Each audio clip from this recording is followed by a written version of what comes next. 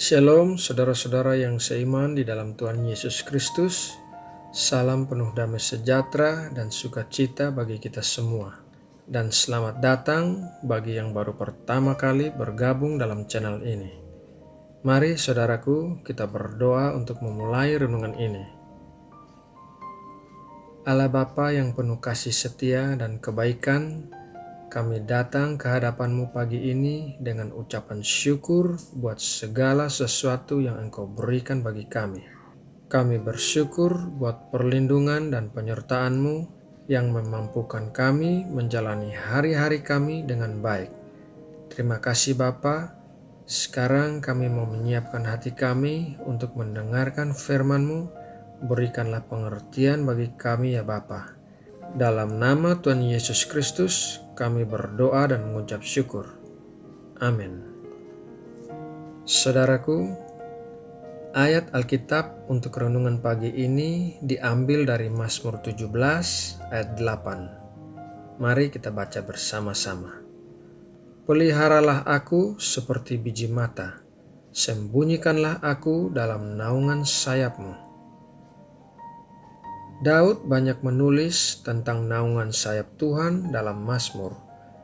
Hal ini berbicara tentang dua hal, yaitu yang pertama, bayang-bayang berbicara tentang kegelapan, masalah yang sedang dihadapi, dan kebutuhan-kebutuhan. Daud banyak menulis kata-kata ini ketika dia sedang menghadapi masalah. Misalnya ketika sedang dikejar-kejar oleh Saul untuk dibunuh. Berada di dalam naungan sayap berarti berada di dalam bayang-bayang atau ditutupi dengan kegelapan. Dari sisi emosional dan psikologis, kegelapan dan kesuraman membuat kita gentar. Kita dituntut untuk menghadapi perasaan-perasaan yang membuat kita tidak nyaman atau kesakitan.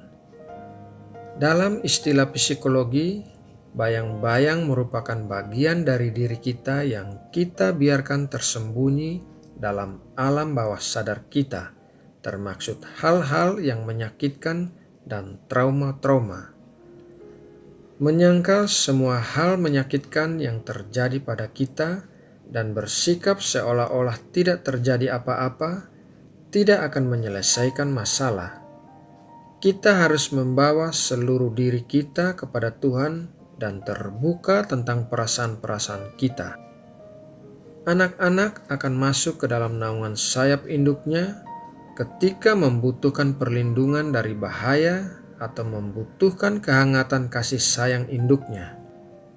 Daud mengajarkan kepada kita untuk masuk ke dalam naungan sayap Tuhan ketika kita sedang menghadapi masalah atau memiliki kebutuhan-kebutuhan.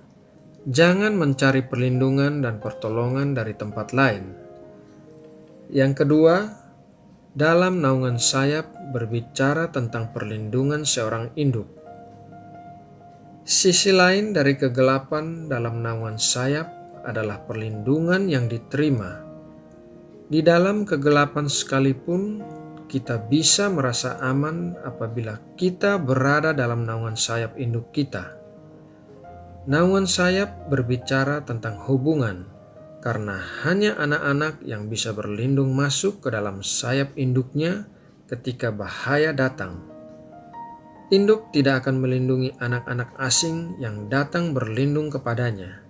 Begitu juga halnya dengan Allah kita. Sebagai anak-anaknya, ketika ada masalah yang datang menghadang kita, kita bisa masuk ke dalam perlindungan induk kita, yaitu Allah.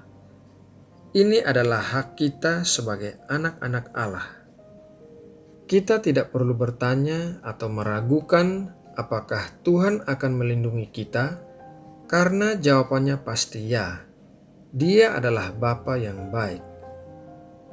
Hanya di dalam naungan sayap Tuhan, kita bisa merasakan keamanan dan kehangatan kasih sayang Tuhan. Yang ketiga, dalam naungan sayap berbicara tentang iman. Berada di dalam kegelapan dalam naungan sayap membuat kita harus memiliki iman kepada induk kita, bahwa Dia akan memberikan segala yang kita perlukan, yaitu perlindungan dan kehangatan. Meskipun kita tidak dapat melihat apa yang sedang terjadi, namun kita harus percaya agar tetap berada di dalam naungan sayap. Jika kita tidak percaya dan melangkah keluar ketika bahaya masih belum berlalu, maka akibatnya bisa fatal. Nah, saudara terkasih, demikianlah renungan pagi ini tentang berada dalam naungan sayap Tuhan. Semoga renungan ini dapat memberkati dan menguatkan kita semua. Mari kita berdoa untuk menutup renungan ini. Aba Bapa, Engkaulah Bapa kami yang baik, yang menyediakan perlindungan bagi kami ketika bahaya datang menghadang dan menyediakan kehangatan kasih sayang yang kami butuhkan. Kami percaya kepadamu dan ke dalam naungan sayap-Mu kami berlindung. Bapa, sebentar kami akan memulai aktivitas pekerjaan kami sehari-hari. Kami mohon perlindungan dan penyertaan-Mu. Buatlah segala apa yang kami lakukan berhasil dan beruntung sesuai dengan kehendak-Mu. Jauhkanlah kami dari hal-hal yang jahat dan orang-orang yang jahat. Terima kasih Bapa. Kami mau berdoa bagi bangsa dan negara kami Indonesia. Kami serahkan Indonesia ke dalam tangan pemeliharaan-Mu ya Bapa. Berkatilah Indonesia, berkatilah para pemimpin negara kami dari Bapak Presiden Joko Widodo sampai aparat pemerintahan dari pusat sampai ke daerah. Terima kasih Bapa. Dalam nama Tuhan Yesus Kristus kami berdoa dan mengucap syukur. Amin.